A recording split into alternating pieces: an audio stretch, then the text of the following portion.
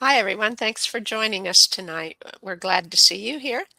And my guest tonight is Moni Castaneda, and I'll read a little bit about her and her bio here and a little bit about Feng Shui. Feng Shui is an ancient yet modern energy healing modality that can change your money flow, your relationships and family, and your health. By shifting some furniture and decor, you can shift your life in wonderful ways. And today we'll explore Feng Shui for success in bringing our intentions into reality. Moni is a Feng Shui consultant, speaker, and author who has devoted over 2 decades to the study and practice of Feng Shui. Moni blends her knowledge of Western architecture with Eastern Feng Shui to help clients turn their current homes into dream homes that support them in every area of their lives. The result of working with Moni is a life you love and a home that makes you proud. And Moni practices Feng Shui as what it was intended to be by the old masters, a branch of ancient Chinese medicine. And she created a method based on the ancient principles of healing.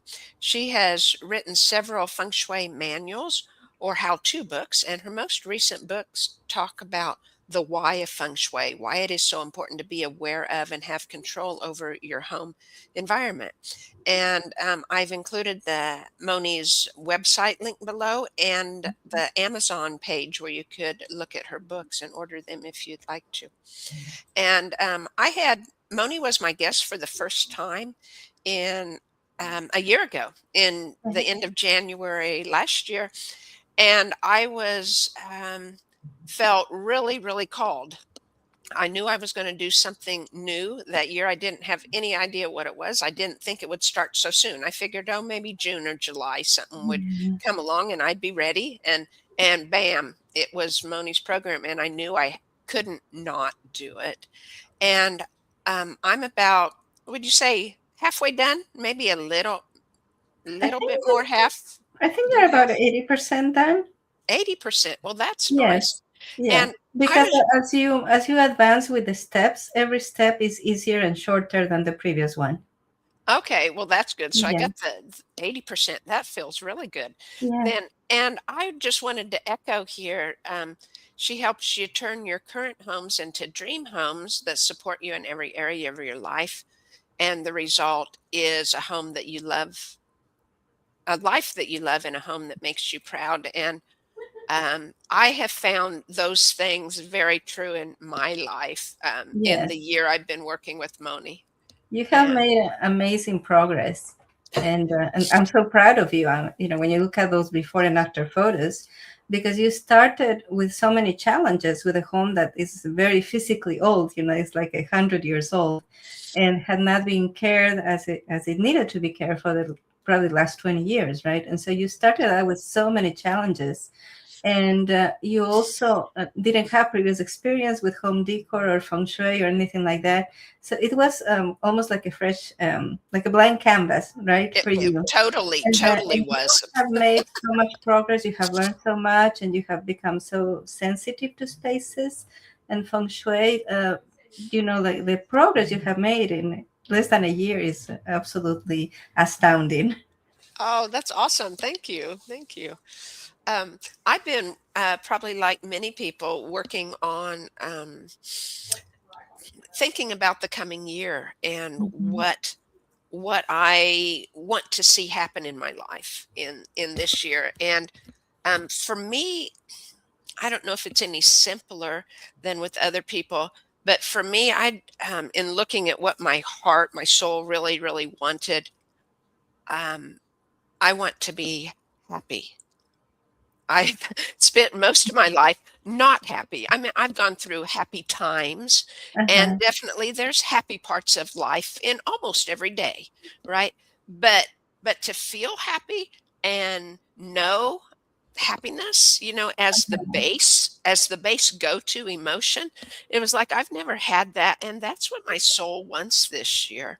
Mhm. And thinking of that and my intentions for how I'm going to focus on bringing those to fruition um, made me think of you. And I just love how and you of having you on as a guest again to talk about them. And I love how the universe works because I was thinking, well, it was like Monday morning, right? Or something like that. And I didn't have anything planned this week. And I was thinking, okay, universe, tell me what it is I'm Yeah. supposed to do to set up here for the podcast. Nothing came, nothing came. And then I heard on something I was listening to or something I read, um, this week's astrological energies are really good for asking for what you want. And I thought, well, what I want is for Moni to be my guest this week. Yay. And so I sent Moni an email and she said, I'd love to. So here we Here are. we are. And Yeah. thank you. Yeah, that's Yeah. beautiful. So you want to tell us how Feng Shui can help with our New Year's resolutions or just our Yeah. life intentions? Well, let's start with what feng shui is, because there may be somebody listening today that has never heard the term feng shui, or has heard about it, but they don't know actually what it is. So, feng shui is the ancient East Asian art of placement that teaches you what to put where so that you can be happy, healthy, and successful.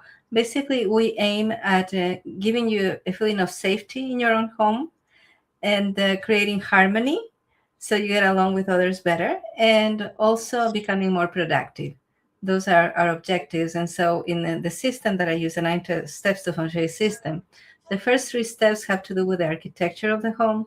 So we help you make changes in the home that are going to give you a baseline of safety, so you're not in that fight or flight mode, so you're not stressed out all the time. So the home is like a cocoon that holds you and nurtures you. So those are the first three steps, architecture.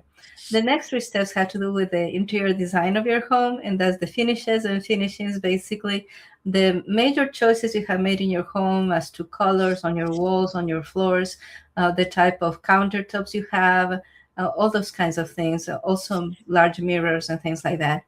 And that helps you create harmony. So when you live in a place that is constantly producing some kind of irritation, you are going to be more likely to argue with the people that you live with. And when your home is more harmonious, you are going to not feel triggered, and so you're going to get along better with the people that you live with. And then the last three steps have to do with decoration, with home decor, and the smaller items, accessories, decorations, lamps, things like that are kind of small and easy to move, right? And so your the lighting in your home that is wired, where you have your lights, that is part of interior design.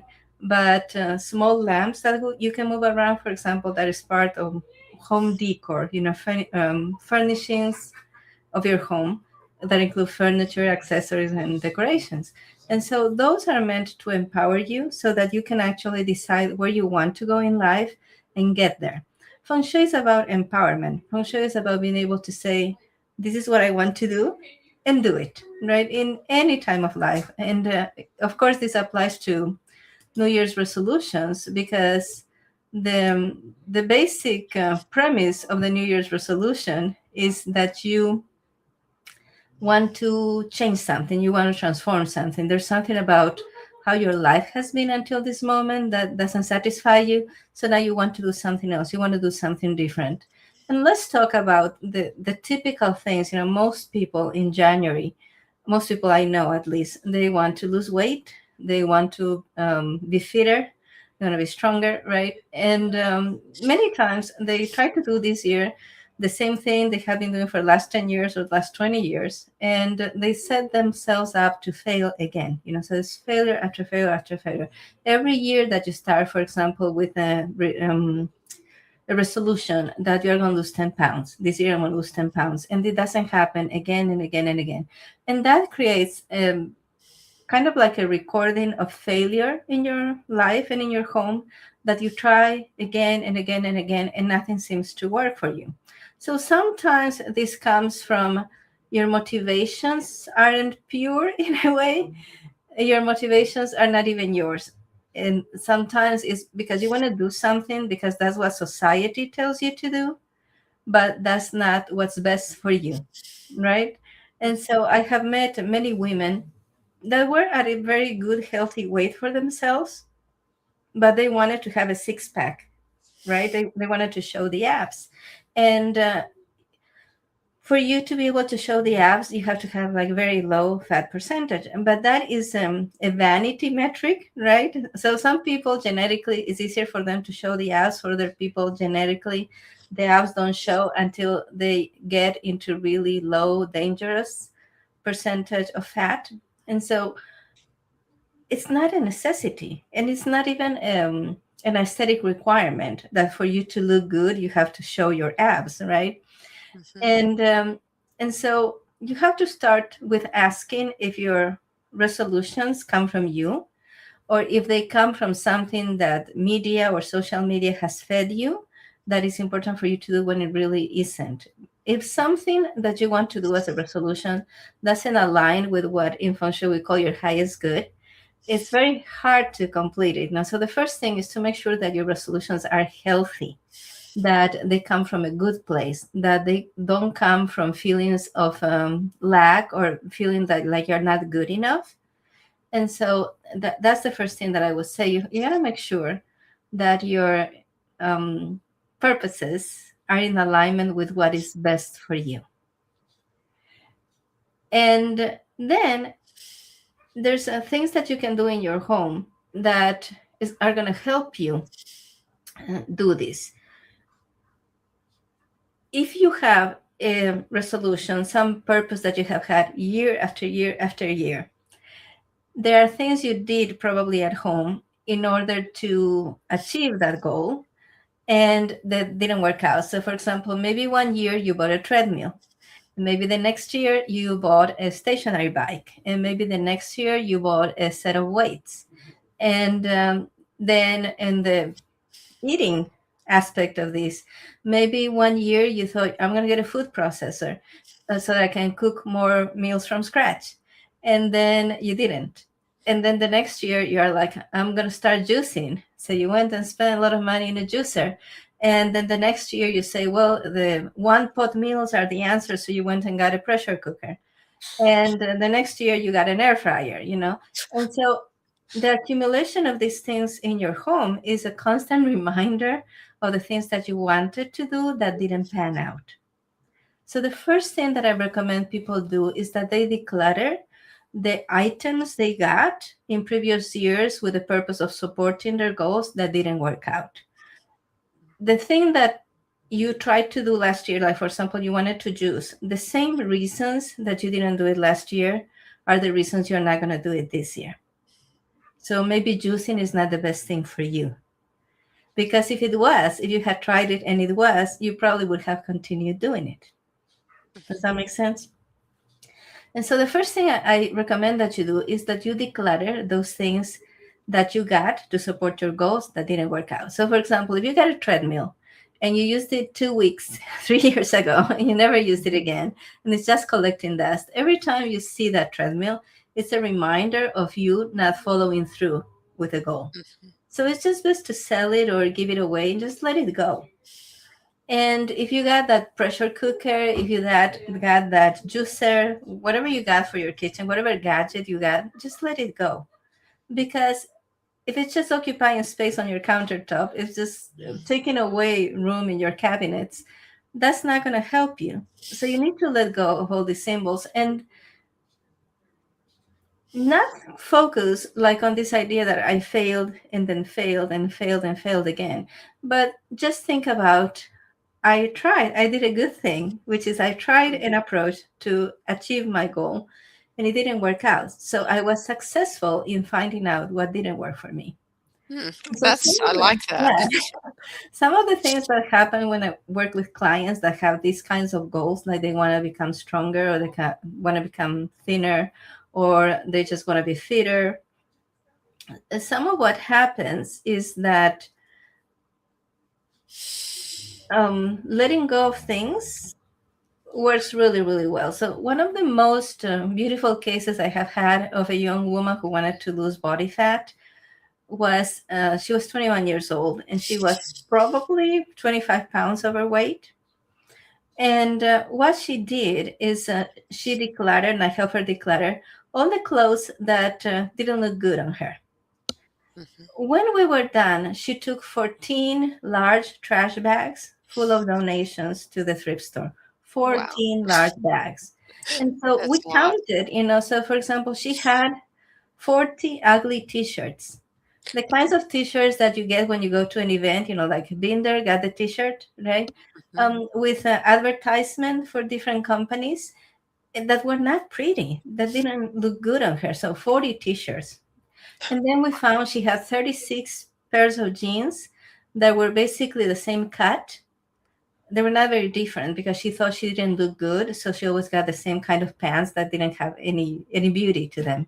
And so Mhm. she kept 14, and uh, and we worked on that. And I told her, the next time you buy clothes, buy only clothes that look really good on you as you are today, on beautiful fabric, with beautiful fabrics, so that the piece of clothing is beautiful to look at, even if you put it on a hanger, and fabrics that feel really good on your skin. And she did that, and she lost 21 pounds in I think 3 months, with no effort, just Mhm. focusing on beauty, just focusing on feeling good and feeling more like herself. So that's one of the things that you can do, is you let go of the clothes that don't look good on you right now, and let go of anything, like, for example, the treadmill, the stationary bag that you never use. Just let it go.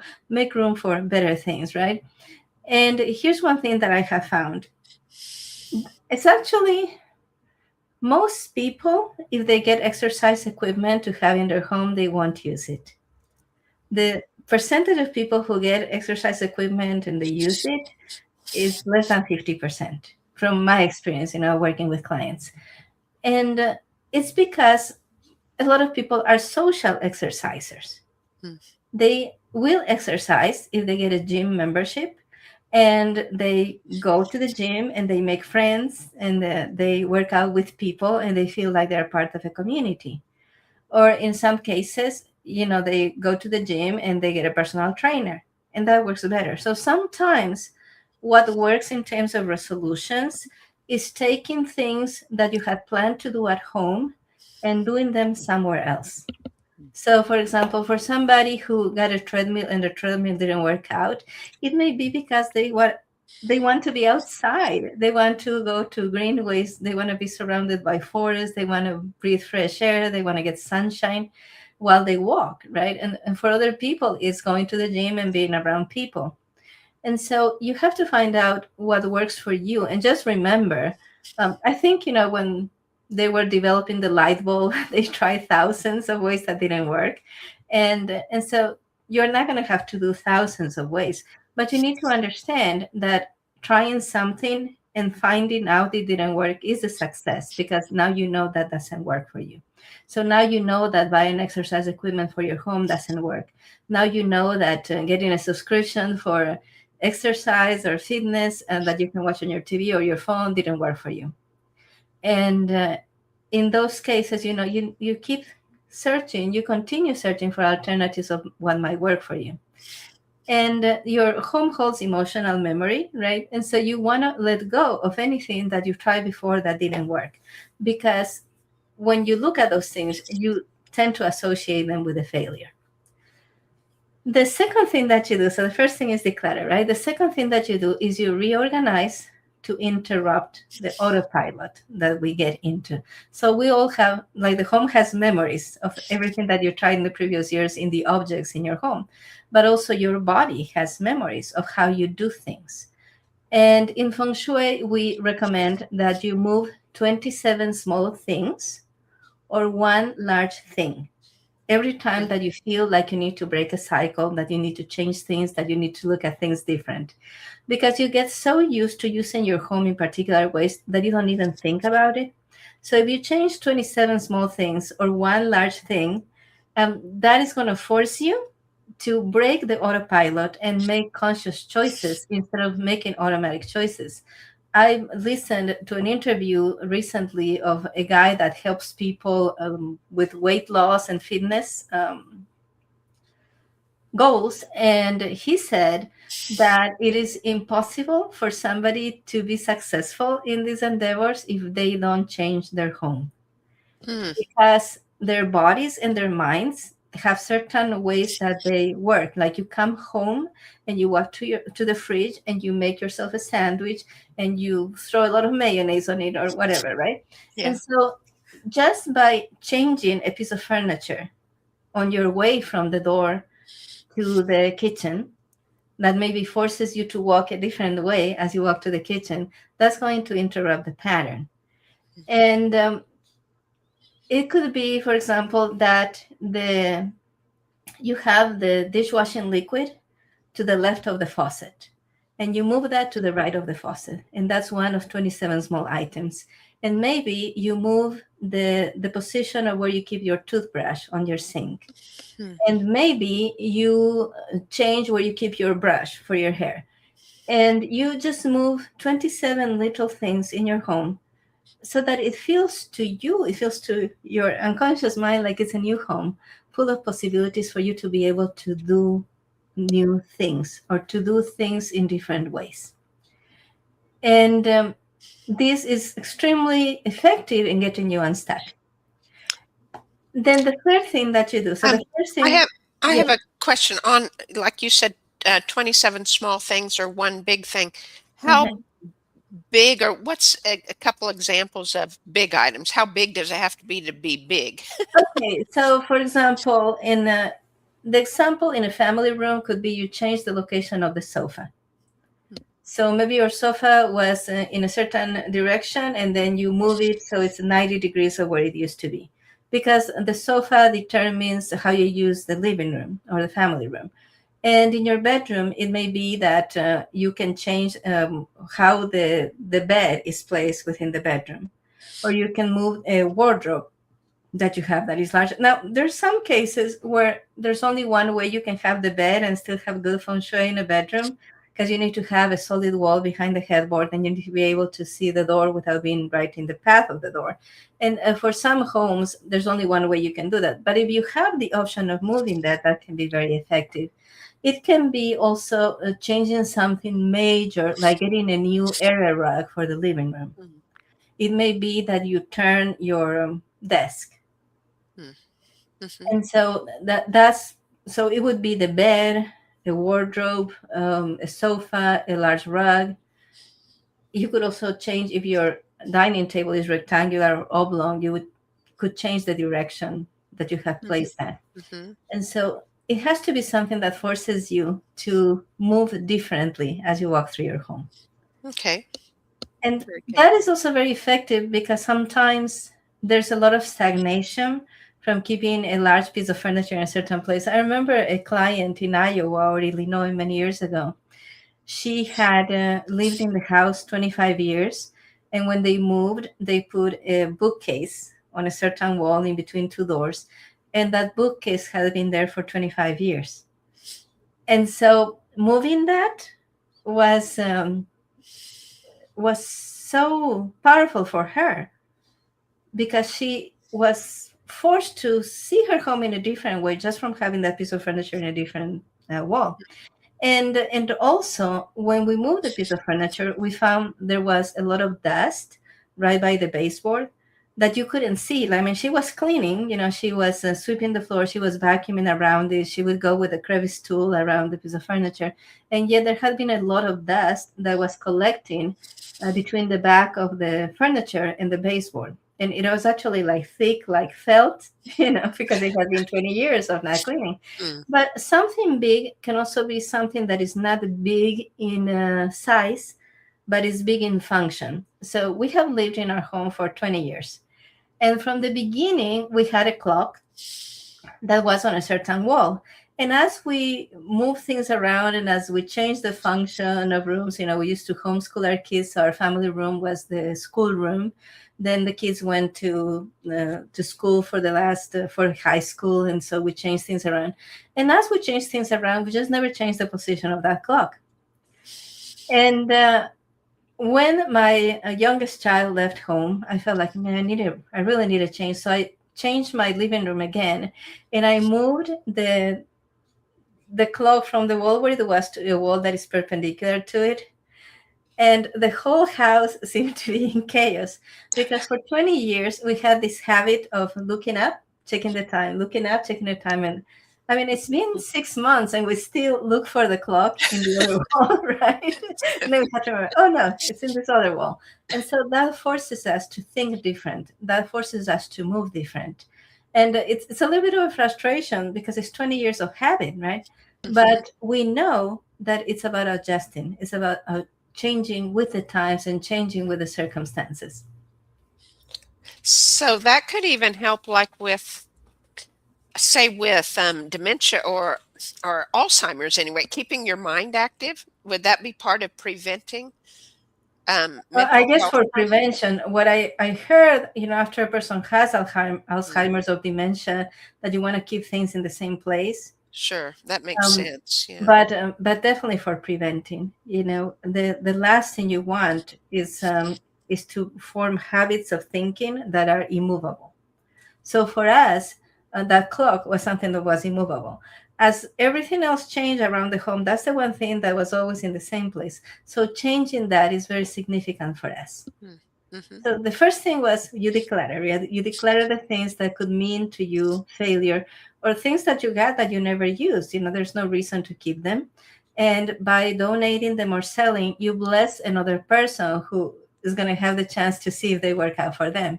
The second thing is to reorganize, to move 27 small things or one large thing.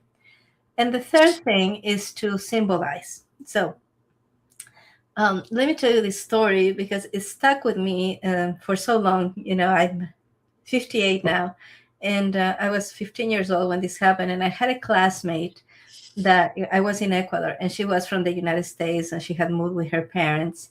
And her brother, who was older than her, had stayed living in the United States, but he came to visit for the summer. And he noticed that she had gained a little bit of weight. It wasn't even much, it was like maybe 5 pounds. So he took a magazine and he cut out the image of a skinny girl wearing a bikini and he pasted that with tape on the refrigerator. And he told her, I'm going to put this here. So every time that you feel like having a snack, you remember your goal that you need to lose weight. And I Was it thought, was it her goal? Hmm. he convinced her it was. Oh, Right? oh And all yeah. of society was telling her that she should be skinny and look good in a bikini. But she was a healthy girl. There was nothing wrong with her. There was Mhm. no reason for her to be skinny, right? She was a healthy weight for her size and she had an active lifestyle. There was nothing in her that needed to be corrected. But there's this idea that you need to be skinny. As a woman, you need to be skinny, right? Again, the six pack ab or the flat belly so that you can wear a bikini. And I thought that was so negative. Even at 15 years old, I thought that is kind of it's almost like verbal abuse, because it's telling her like you're fat, you're fat, kind of like that. Mhm. And she even wasn't fat. And but even if she had been, it's not a good strategy. And so you do want to have symbols around your home, what we call feng shui cures or feng shui enhancements. But what you want is symbols that don't shame you. You want symbols that uplift you and symbols that foster the kind of attitudes that you need to have in order to be successful in whatever it is you want to achieve. And so, for example, if you want to increase your wealth in the new year, putting an image of millions, like getting a picture of millions of dollars and putting that on your wall is not going to be as effective as having healthy living plants in your home. Because the care that you put on a plant to keep the plant healthy and growing, that fosters the kind of attitudes that you have to build your own wealth. Because for most people, wealth is built over time. And one of the necessities of growing your wealth is to be consistent and to be watchful and also to understand that there are rhythms to nature. You don't get a plant and expect it to be huge in 3 days. You know that there's a process for growth. So the same thing with your investments, the same thing with growing a business, right? You need to do the right things every single day. You need to watch out. You need to look at the plant. You need to watch out for any kind of illness, any sign of distress. You need to find the exact spot for that plant in your home. You need to find a place where it's going to be healthy. And so all of these things are going to help you develop the qualities that are most likely to produce the result that you want. Mm, nice. Yeah. Um, could you give us another example of specific example of a symbol that might be real common? Say, um, I don't know, for health or Can you give me like money, something that. a more specific example? Like, for example, this Okay. hypothetical person wants to achieve what this year? Hmm.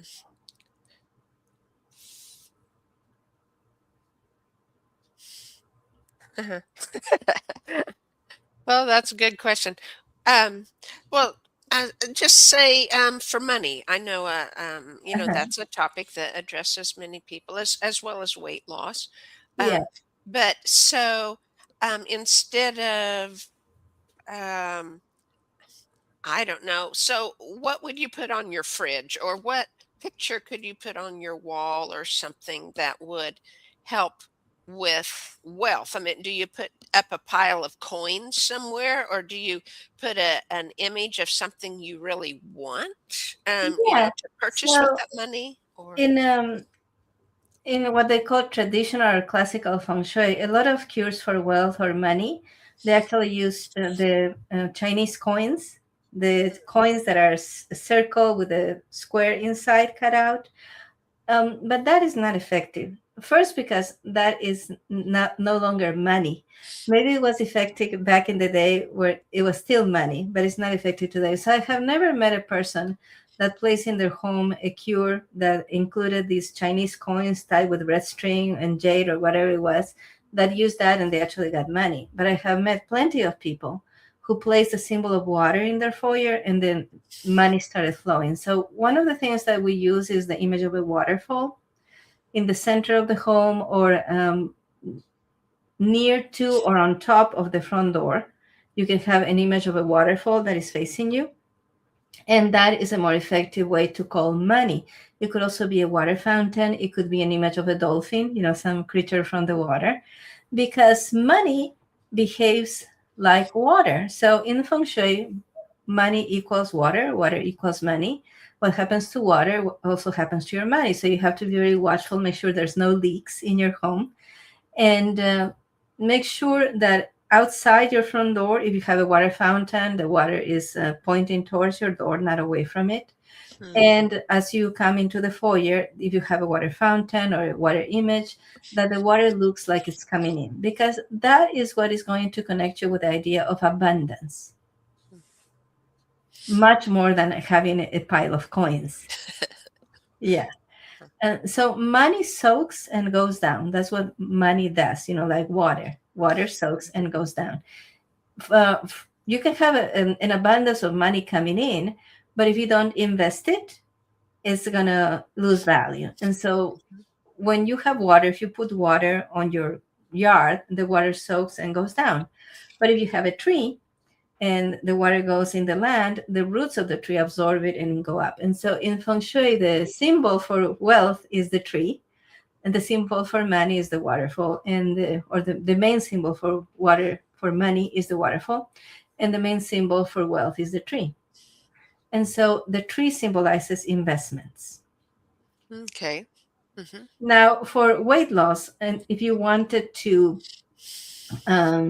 put something on your refrigerator, the ideal thing to put on your refrigerator would be something that would remind you to eat healthy.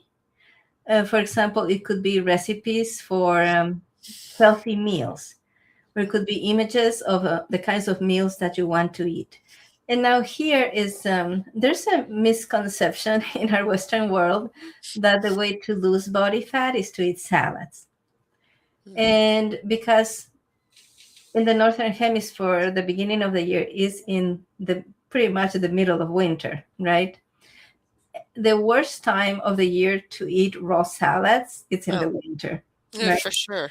And Hmm. so, I mean, if you were in Australia and you have the idea that you're going to eat healthier and lose body fat, and you do a salad regime, that might work for you if you are in Australia and it's the hottest time of the year. But if you are in the United States or any country in the northern hemisphere, that's not a good idea, right? But cooked vegetables, soups, things that are nourishing and that are warming, that's something that you want to do. And don't focus so much on looks, focus on the health. Yeah, feel it feeling good. And Yes, yeah. feeling good, being strong. Mhm. I Yeah. have, I taught fitness classes for 9 years. I used to teach Zumba and Pilates and bar and yoga and all these classes, right? And at some point, like I was like, I'm going to have a six pack, right? And every time I try to lose enough body fat, like to show a six pack, I'm one of those people that genetically I don't show a six pack very easily. So I have a six pack, right? I can feel my muscles. If I do a crunch on the floor, I can feel all the separation of the muscles. I'm very strong. I have very strong abs, but I don't have a flat belly, right? And every time when I was doing the fitness classes, every time that I got to a point where I could start showing the abs, I felt miserable because I had to bring my body fat to a point that it became unhealthy for me. And I was unhappy all the time. And then at some point I thought, why do I want to do this? I have never worn crop tops and I have never worn clothes that would show my belly. And I'm like, even if I had the six pack, I don't think I would want to wear clothes that would show my belly, right? And but it is what the culture feeds you, that Yeah. you are a successful fitness person if you have the six pack, and that is not true. And that's what I was saying before. You need to make sure that your goals are aligned with your highest good. Yeah. Um, how can how can our homes help us find our highest good or tap into that highest good to, Yeah.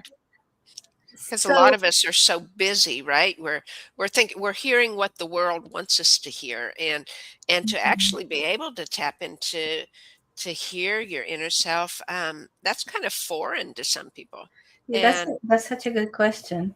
even for say for me that I'm familiar with it a lot, but sometimes it's hard to know exactly because you have not just your conscious, but you have all these subconscious patterns that are running you, and you think they're true, True. Yeah. and then you find out, well, no, that really didn't make me happy or something. I think there's a really close connection between the goals you set up for your body and the goals you set up for your home, right? Hmm. I have seen a lot of people that they want to take better care of their home, and they invest in gadgets to take care of the home, and they Hmm. also invest in gadgets to exercise or in gadgets to cook better foods, right? But Hmm. no gadget is going to work if you don't use it, right? I could have the best vacuum in the world. If I don't use it, my home's not going to look clean, right? And one way to measure this, whether something is for your highest good or not, is to like um, do like a shame evaluation. Am I doing this because I feel shame, or am I doing this because I feel joy? Right? And most of the time, most of the things that you feel shame about is because society or a particular person made you feel ashamed of that. Right. And so if you are feeling like if you're thinking about exercising, about eating healthier, if you focus on the joy it's going to give you, to not feel sluggish because you didn't eat a lot of junk food, right? And to actually feel energized because you ate good foods, and to feel satisfied because the foods were delicious. And when you focus towards that joy, that means you're getting healthier.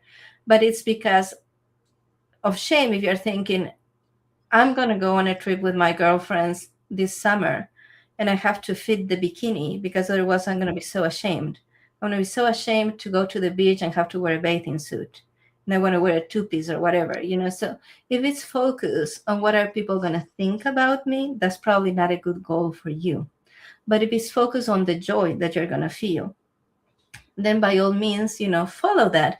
And so there's nothing wrong with somebody wanting to be thinner or fitter or having the six pack and putting on a bikini and flaunting their body. There's nothing wrong with that if that is the true desire of your heart. But if you're doing that because you're trying to please another person or because you believe you're going to be shamed if you are not skinny and you go to the beach, then that's a problem, right? In Feng Shui, one of the core concepts that we have is that when you come to life, you come with life missions. Mm-hmm. And those life missions are things that you came to do, learn for yourself, but also the things that you are to do for others. Like, for example, if you have a child, becoming the mother or the father of that child becomes your life mission. And it's an ongoing thing, right? And so you may have come to learn things about yourself too. Your life missions are recorded in your body, in the kidneys, according to Chinese medicine, right? But you don't have access to what your life missions are. You cannot know what your life mission is. Like, you're not going to have a printout. Okay, this is what you need to do. Number one, number two, number three. But what you feel is you feel a pull towards your next step, the next thing that you need to do, and it's a pull kind of like gravity. And this, should we get metaphysical? Sure. Go ahead. Okay. There's a point. If you feel your belly button and you put four fingers here, right above your belly button, and then you push with this, with the thumb, there's a little point on your belly that feels a little bit tender. That is your energetic point of intent. Like the solar plexus? Yeah. Mm-hmm. And so when you are looking at something, you're trying to figure out, is this the best thing for me? And you connect with that point. If it is a good thing for you, that you're going to feel a pull toward it. You're going to feel like you have a ring on your belly and there's a string tied to it and something is pulling you toward that. And when it's not for your highest good, you're going to feel a disruption. You're actually going to feel like something is breaking or something is cracking. And for some people who are really, really sensitive, they might actually feel sick. And so I have had clients, that maybe they got a really good job offer, and they did the list of the pros and the cons of leaving my current job and going into this new job. And then the job looked really good on paper, but every time they thought about going to this office building and working there, they got a tummy ache every time they thought about it. And they felt like they were unraveling, and they felt it in their belly. And so one of the things that are really fascinating about Feng Shui is that we can know that the teachings of Feng Shui are true because you feel them in the body. You feel these things in your body. There's certain points in your body that respond to certain conditions or certain situations in life. Mm-hmm. And even the heart, right? In Feng Shui, we believe that the true essence of the person is in the heart, in the hollow spaces of the heart.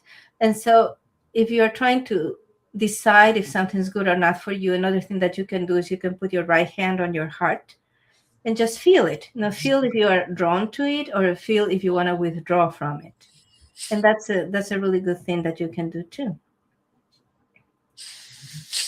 If the goal that you set for yourself elevates you in your own eyes, it's probably for your highest good. But if it drops you energetically in your own eyes, then it's probably not good for you. Yeah, good things to think about. Yeah. It's more important for a person to learn to love themselves than for that person to work actively to make themselves perfect. Oh, that's for sure. Well, and we'll never be perfect, right? Or if you're working toward perfection, chances are you're not going to ever get there. Well, even if you're not working for perfection. I saw the other day, I saw a reel where they had like these, they had like 5 or 6 women that are universally known as beautiful, and they were talking about how ugly they felt. Hmm. And it was very interesting to see that, because there's so many people in the world that are looking at these women and thinking, oh, what wouldn't I give to look like her? And that person is looking at themselves and finding themselves lacking. And I think that's the Mhm. influence of the world, trying to make us be perfect. And all of marketing is designed to make you feel like you lack, like you're not good enough, Yeah. because otherwise you wouldn't buy, especially things you don't need. They can get you to buy things when you feel like you are not good enough, and then they sell you this illusion that you could be this way, and that all of your problems, all of your life would be fixed if you just got this one thing. And for some people it's that, if I just lost the weight, my life would be perfect. If I Yeah. just made more money, my life would be perfect. If I don't know, if I became stronger, then my life would be perfect, right? And it's not like that. The feelings of happiness, what you were saying before, right? The feelings Mhm. of happiness, the feeling of contentment, that comes from inside. And one of the things that my mentor taught me is that two people can experience the exact same thing, the exact same experience, and for one person that is a blessing, and for the other person that is a curse. Mm. And that is because of how the person reacts to the situation and how that situation affects them.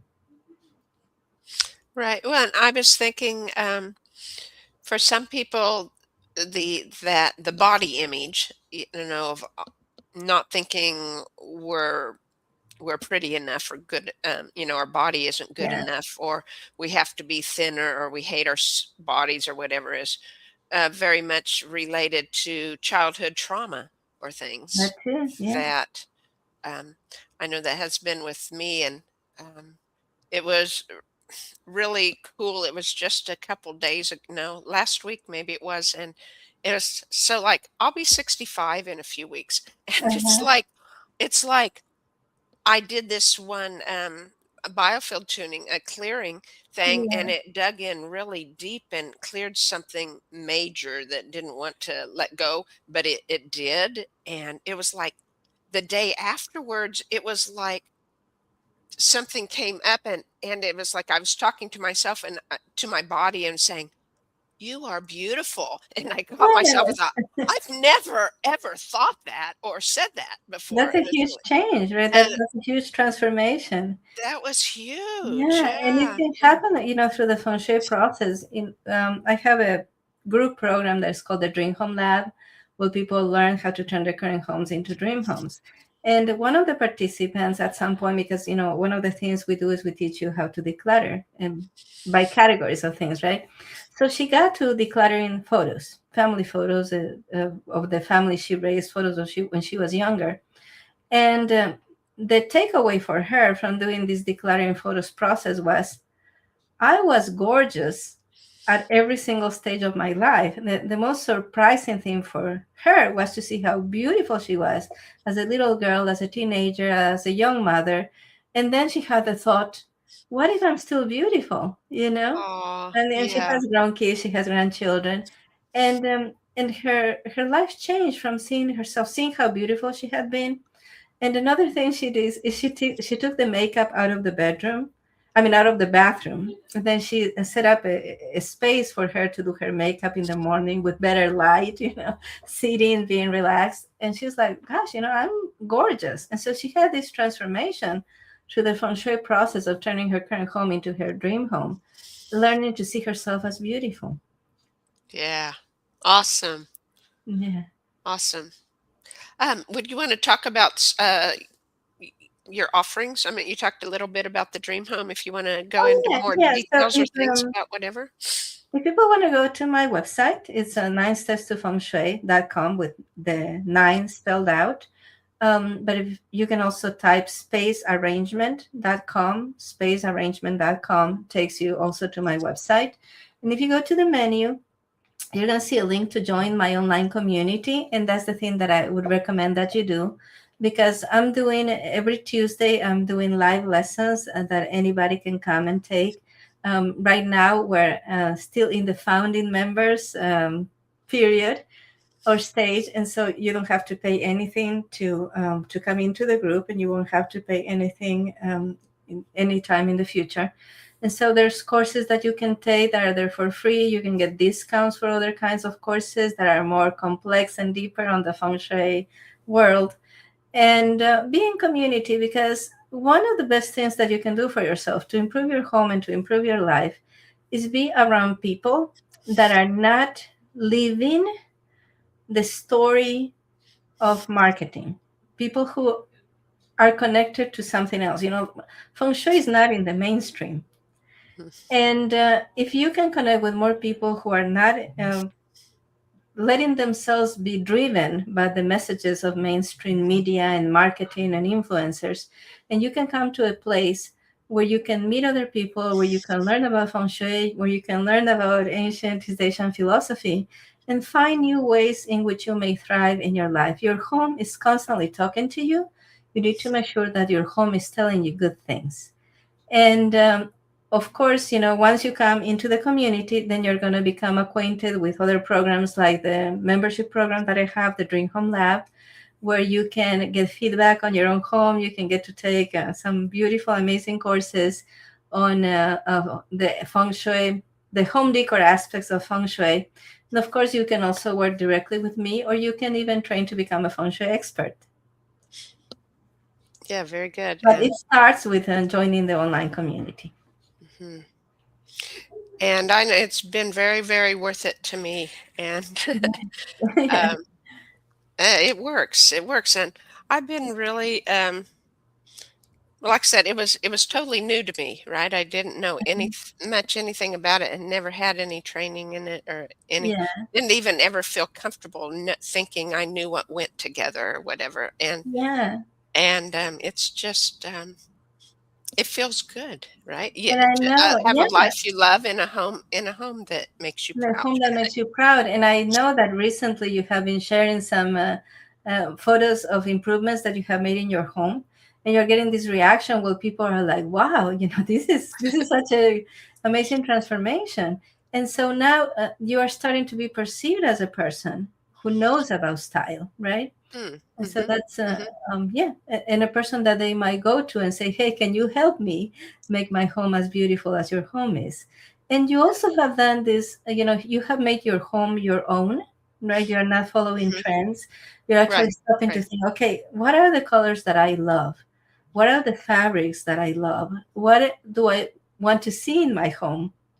And so one of the things that you did that I just found amazing is like you had this China Hutch cabinet, right? Mhm.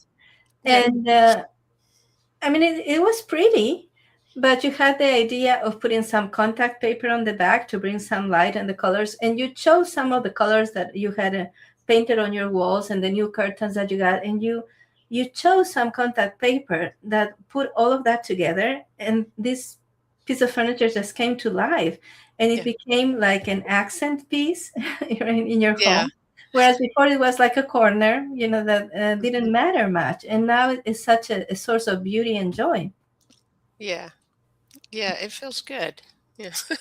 Yeah. Very good, very good. Do you have any, final, I guess, suggestions or comments on, keeping our resolutions or Yes. Yeah. So reminders? our Western New Year, January 1st, is an artificial date that has been chosen, right? Yes, Right? yes, it is, And absolutely. so it doesn't make sense No. in terms of the natural world and the cycles of our planet, the Earth. It doesn't make much sense. It's artificially chosen. And so I would recommend that you take this time between today, the beginning of January, and the beginning of the Chinese year. The next year that's going to start is the year of the horse, the year of the fire horse. And that is in February, right? So between this time and the beginning of the year, take this time to make plans. Do the research. Whatever your goals are, do research, read books, watch videos, watch movies, ask people who have already achieved what you want to achieve how they did it. And so give yourself some time to research and make plans, and don't start in full with your resolutions until the beginning of the lunar year, because then you will go with nature, and the energy of nature is going to help you out. Hmm, very nice. And talking about the Chinese New Year, um, Moni's going to be back in 2 to 3 weeks, something like that, as Yes, and we're going a to talk about that. I'm working on the analysis of the Chinese New Year right now. awesome. And Yeah, it's the year of the fire it's the horse. year of the fire horse, and it's still on my website. I nailed the year of the snake. It's like every year I do this analysis, and every year my assessment gets even more accurate. Yeah. So what did you or maybe that's something you want to get into the next time you're here. What did you say about 2025 and how did that come about? One of the things I said is the snake, right? The Hmm. snake works on the floor. The snake does not elevate itself, right? Except when Hmm. it wants to strike. The snake slithers and it goes from side to side. So, one of the things that I had said is that in the world of politics, you were going to see politicians crossing lines and going from one side to the other. And that Ah. people were going to be appalled and they're going to be like, what's going on? And a lot of people will feel betrayed. But in the year of the snake, the only way to move is to zigzag. Hmm. The only way to Okay. progress, the only way to get somewhere, right? And I Hmm. also had said the the wood snake is the plume snake and is the symbol of the Americas, the indigenous people of the Americas, right? Okay. And so I had predicted that there was going to be a unification of Latin America with the indigenous people of North America, Okay. which is actually happening. Not necessarily in the best way, but there is this sense of cohesion now because of things that are happening internationally in terms of politics and finances. And so there is this new consciousness of Latin America as a unit with the Native American people of the United States.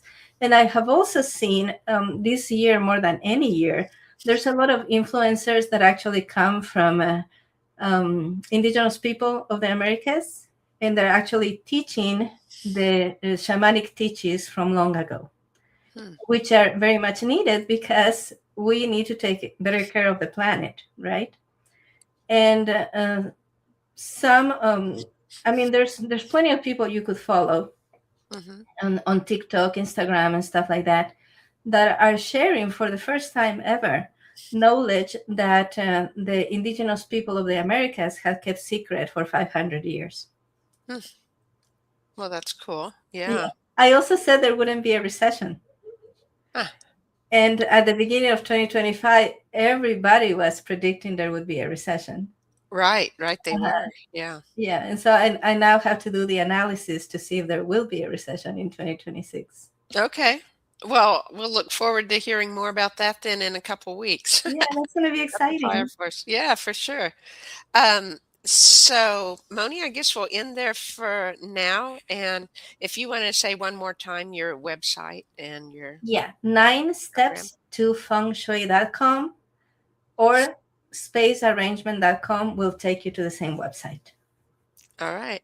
Thank you so much, Thank Moni. you And so I'll much look. for having me over. Oh, you're welcome. And I look forward to hearing about the fire horse in a couple weeks. Very good. Bye bye, everyone. Thanks so much for watching.